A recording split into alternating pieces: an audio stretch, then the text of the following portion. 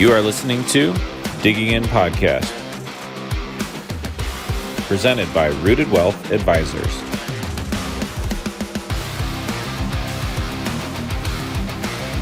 Hey everybody, we're back with another episode of Digging In, presented by Rooted Wealth Advisors. I'm your host, Kent O'Kelly, here to help you with all those questions you have on your way to and through retirement. Today I'm joined by an investment advisor representative from Rooted Wealth Advisors. He's got almost a decade in the financial services arena. Mean golf club swinger, Joe Mateja. How's it going, Kent? Glad to be back. I'm doing great, man. How you doing? Pretty good. Pretty Looking good. sharp today in your nice blue suit. Thank you, sir. Blue is my favorite color. Little fun fact.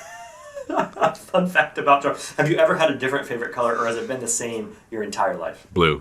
It's always been blue. Always been blue. I think a lot of people are like that. I think my favorite color depends on the day. Yeah. Sometimes I just can't make up my mind. I like the purple. Thanks, man. Yeah, I do. Today I had a question for you. I was talking to a client the other night at an event, and she was talking about some of the things that had happened in her life. It was a very interesting story, a bit personal, so I don't want to share it here. Okay. But it got me thinking. I know everybody's story is different, right? And you sit down with a lot of clients. Is there a mistake you see made over and over and over? Yeah, that's a really good question. There is a mistake, and I'm tempted not to call it a mistake, Kinch, but I believe it is, and it has to do with taxes, really. And I think the mistake is that we have an ability to plan for how taxes will affect us in retirement, and we don't, right? And even if it's just, even if it boils down to the cliche, ignorance is bliss, right? We don't know what we don't know. Right. Right? That being said, there are ways to plan a more meaningful and enjoyable retirement as it pertains to income, say, right? And making it last, and maybe even having a little bit more of it. Okay. If we understand how taxes work and can affect us in retirement. So, walk me through it. I'm obviously like a year, 18 months away from retirement. Sure. I wish. So help me understand how are taxes that big of a deal? I have no idea what goes into it. We only have so much time, right? So I'll speak at a high level, but let me use Social Security as an example, right? And I'll ask you a question. Did you know that your Social Security benefit in retirement doesn't have to be taxed? I don't think I knew that, but okay. But I don't think I'm planning on Social Security being there when I'm retired. That's another conversation. Look, you don't have to look further than page 2 in your statement that you get, right, to know that there's some changes that need to take place with the Social Security, trust. But, it looks like there's going to be a reduction in those benefits moving forward, starting as early as about a decade from now, which isn't that far off, unless we make some changes. But that being said, to get back to the mistake question, right, taxes, depending on how much income you have and how you are drawing out savings, potentially in retirement to live on, your Social Security benefit could be taxed at a rate of 0%, could be taxed at, let me rephrase, 0% of your Social Security benefit could be taxed. Okay. Half of it could be taxed. That's a big gap. Or 85% of it could be taxed. Oh, wow. So I guess, that's a huge difference, and can be the difference, in your ability to play that extra round of golf, in my case, right? In retirement, or 2 or 3 or 5, right? Or the membership for the golf club. Or the membership, right. Exactly. So, that's just Social Security and taxes go hand in hand. Where we keep our money leading up to retirement and then into retirement, right? Think 401k, right? Okay. That money's taxed later on, right, in retirement.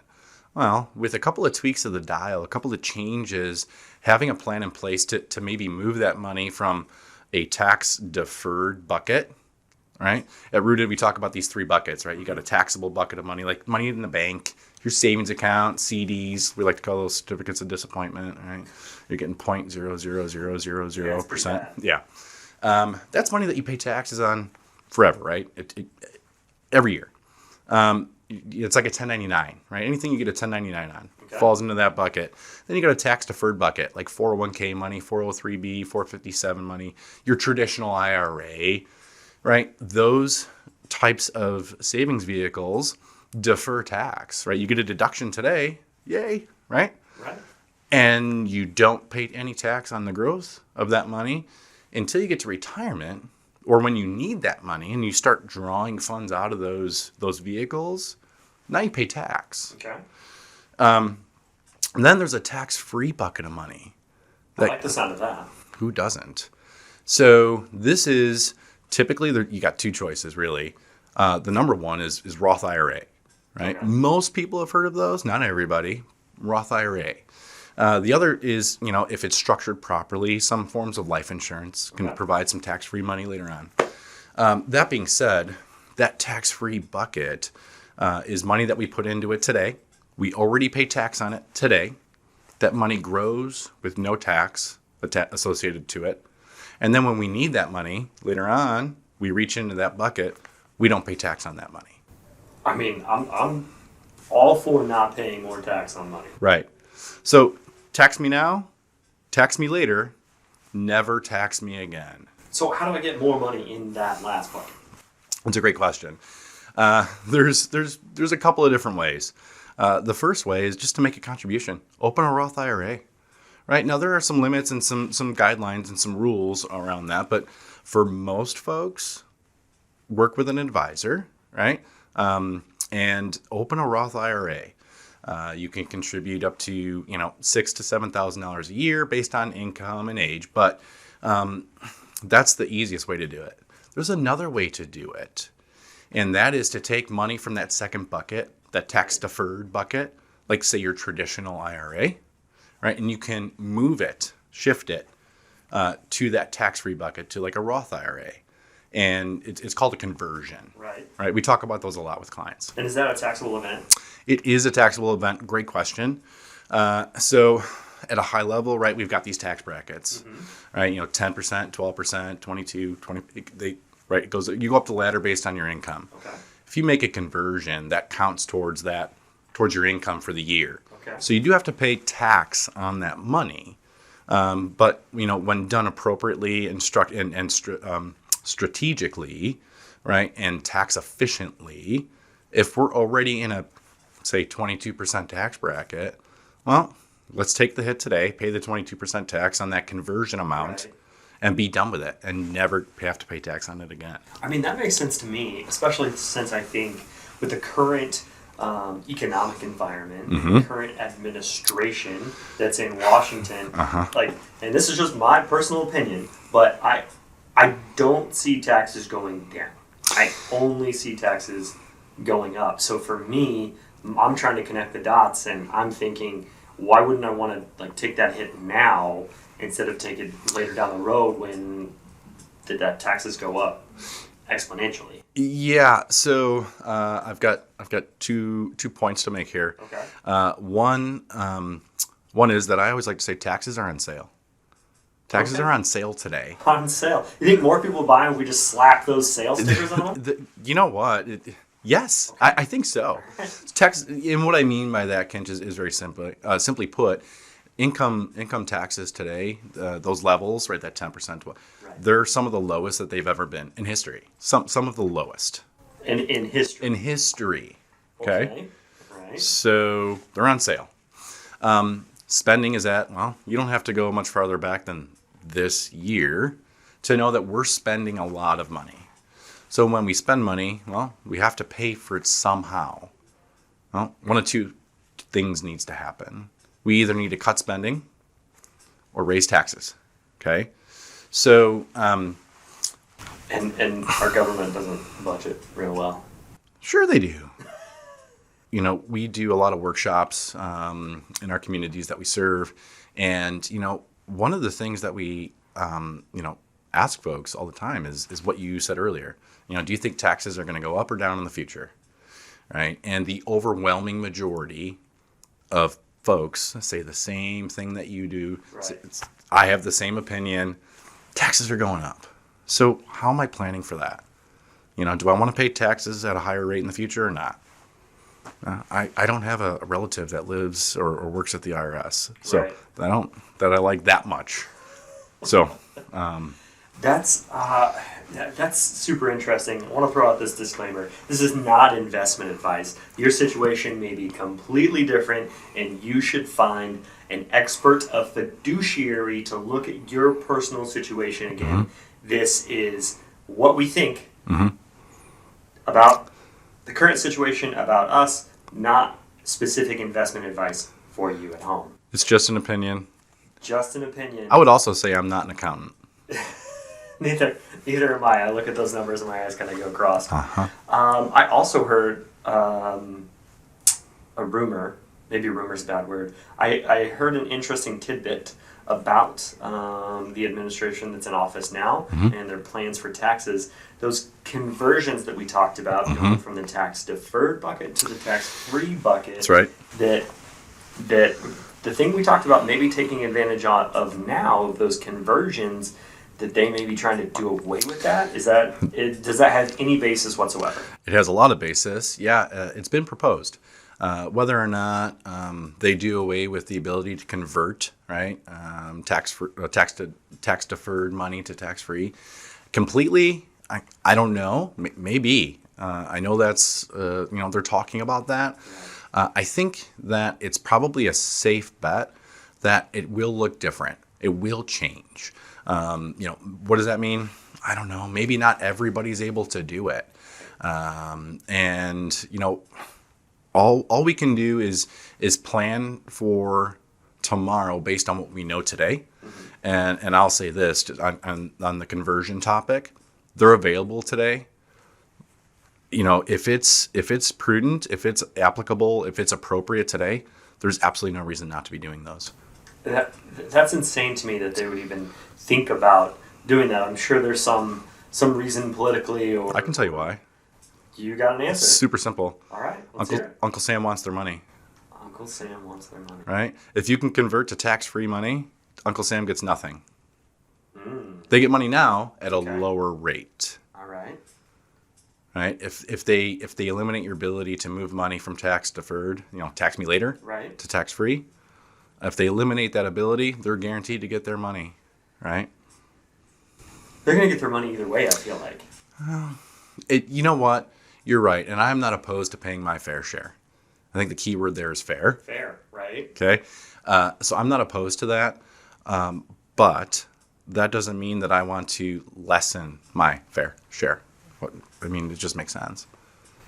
Yeah, I don't think anybody's signing up to pay more, like voluntarily. No, I'm not. I've been to some of these workshops and some of these events, and I don't think I've seen anybody stand up yet and be like, you know what? I would like to pay more than what I'm paying now. It doesn't make sense, especially headed into retirement when you're not making any more money, right? Typically, yeah. You hit the nail on the head. Yeah, it doesn't make any sense. Is there something we can prepare for, something a little more concrete, like heading into retirement that you kind of see as been a common theme throughout the people that you're sitting down with? Yeah, I think the best way to kind of put your mind at ease is to do something today that your future self will thank you for, and that's sit down with a professional, sit down with an advisor, preferably a fiduciary, and put together a plan. Right, have a plan. Right, know the road ahead. This isn't the Wild West anymore, right? Where you point the wagon west and go follow the sun and hope you reach California, right? Maybe. You searching for gold out there? Could be, rush. Right? Yeah, I like the vacation analogy, right? Like, I don't know of anybody that just gets in the car one day and they're like, nah, it's a good day for vacation. Let's go until we run out of gas. Like, let's just pick a direction and go. I don't know anybody that's done that. I'm sure I have heard of people like throwing a dart at a map for a vacation destination. But then after they pick where they're going, there's usually a plan that follows that. Absolutely. I'm one of those folks. Right. I'm a planner. So if you're looking at retirement, and there's all these sayings about every day is Saturday. I mean, people think that their spending might go down in retirement, but in reality, if you're not going to the office every day, maybe you're doing a little more shopping. Maybe in your case, you're doing a little more golfing. Maybe a little more traveling, so that income might not go down for a while. So why wouldn't you have a plan for that? Again, I think it really just boils down to, what do you want your life to be like in retirement? And if you're like most people, if you're like me, if you're like most of our clients, most of my clients anyway, we want to continue to live the same quality of life that we lived before retirement. Right.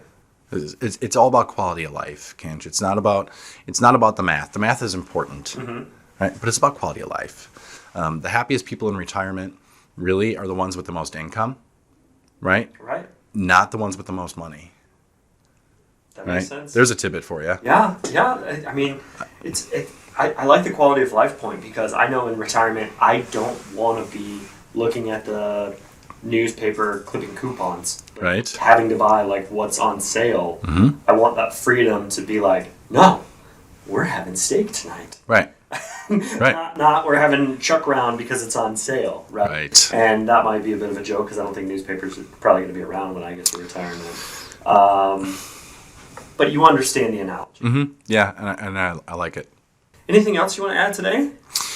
I think we've covered some ground today, even if it's just at a high level. I think we've provided some food for thought as it relates to conversions and contributions to a Roth IRA. If somebody's never even heard of what those are, you don't have to go any farther than your cell phone and Google Roth IRA. Right.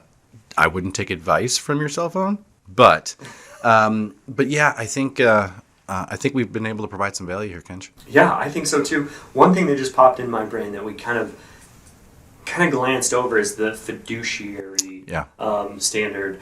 For those of you that don't know, being a fiduciary, you're legally held to a higher standard. You have to show that what you're doing, as far as a financial plan, is in your client's best interest. The other standard that advisors are held to is a suitability standard, and they just have to show that what they put together kind of works. It's kind of in the ballpark. They kind of got close. Whereas the fiduciary standard, they are legally held to that next level. That's not saying that somebody that's suitability standard can't be a good advisor and can't have your best interest at heart. Right. That's not saying that a fiduciary can't be a jerk and can be horrible to work with and isn't held to that standard. We're just saying it's an extra standard of precaution that you should at least ask about. Ask your advisor next time you sit down. Also, a statement's not a plan. I think I've heard that from the school of Zach Gray plenty of times. Like, just because you have a statement about your investments doesn't mean you have a plan for that vacation that is retirement. Right. And I know that's what you guys really pride yourself on, that income plan. Being able to sit down, make sense of the junk drawer that is everybody's finances, and then being able to hammer out a plan moving forward. I know you guys really drive that home. Yeah, we're really proud of it. And it's awesome. It's an awesome process. I agree. And if you're curious about it, give them a call. Give them a call today. It's absolutely free to sit down. That'll do it for us today. We'd like to thank our presenting sponsor, Rooted Wealth Advisors, for today's show. If you've got any questions about anything you heard today, give them a call. They'd be glad to sit down with you. And if you'd like a copy of the book, Your Retirement Lifeblood, written by our own Zach Gray, this came from his big old financial brain. Give them a call today, 815-918-4727. Again, that's 815-918-4727. And let them know that you heard about them from Digging In. That'll do it for us today. Until next time, keep digging in. See you next time. This was Digging In Podcast, presented by Rooted Wealth Advisors.